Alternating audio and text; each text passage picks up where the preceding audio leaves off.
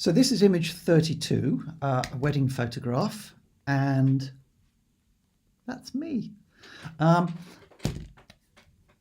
I don't know, I haven't actually got any torn prints, but I can imagine families must sometimes open boxes of prints to find that their 2-year-old has just chewed their way through their precious family possessions. And here's a quick explanation of how, in the event of a disaster like this, you can fix it.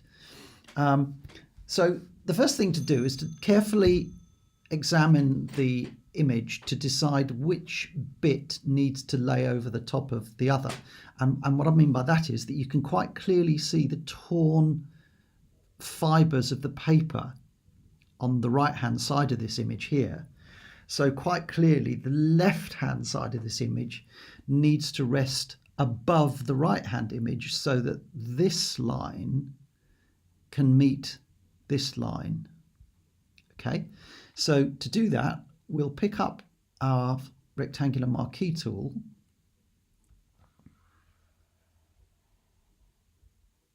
describe a rectangle around the layer that we want to be above, like so. Hit Command J to duplicate that onto its own separate upper layer. And then we're going to turn that upper layer off for a moment. Select the bottom layer where both sides of the image are sitting, and we're going to fill this big selection with white. Just like that. Apply. And then I'm going to hit deselect, Command D. So now we've got the right hand side of the image on the lower layer, and if I turn the upper layer back on, we've got the left hand side of the image on the upper layer. So the next thing we need to do is, just for clarity, I'm going to turn the background layer off. So we need to isolate the photograph from the white background. And the way that we do that is to use the Flood Select tool, which looks like a magic wand. I'm not sure of the tolerance. This happens to be set at 20% at the moment, so I'm just going to click in the white.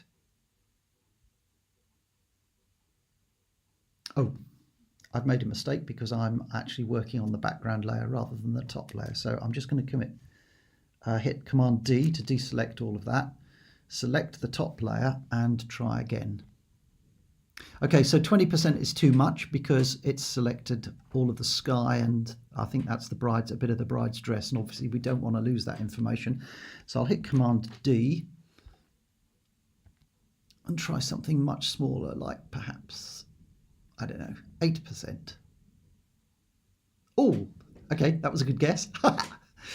Having selected all of that, I can now hit the delete key and then deselect, and now all I have on this top layer is the photograph, so is the left hand side of the image.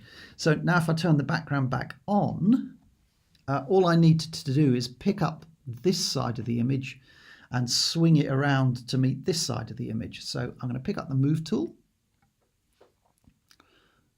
and this can take a bit of jiggling around, but I can just revolve it, move it. Whoops.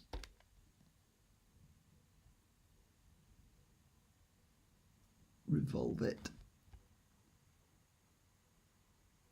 Move it.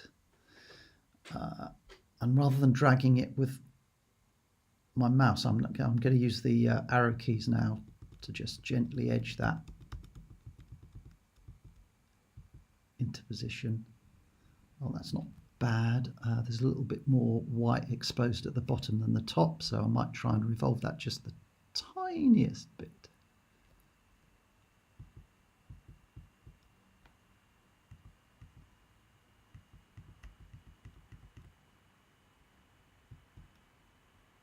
Okay, I'm happy with that, I think.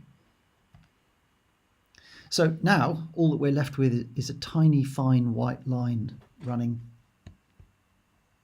through the image. So we can fix that using the techniques that we already know, and we pick up the old in painting brush tool,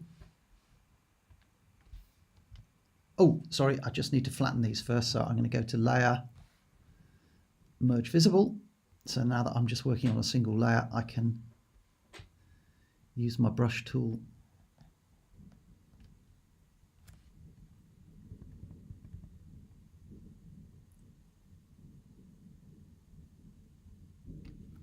and the face here might be a bit of an issue, so we'll do that last.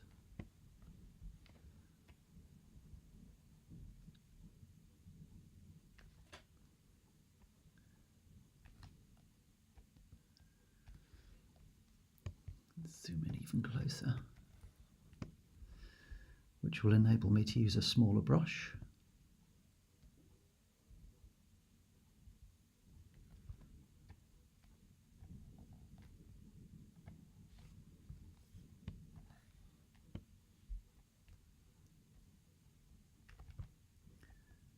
As ever, I'm going fast.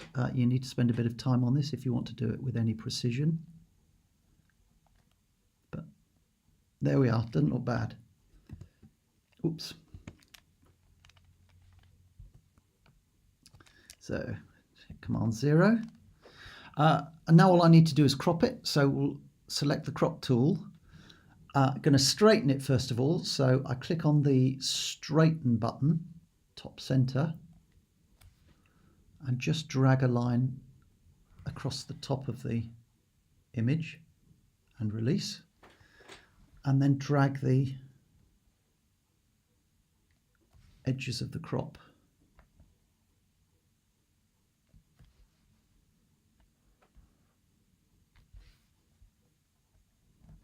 to meet the image and apply.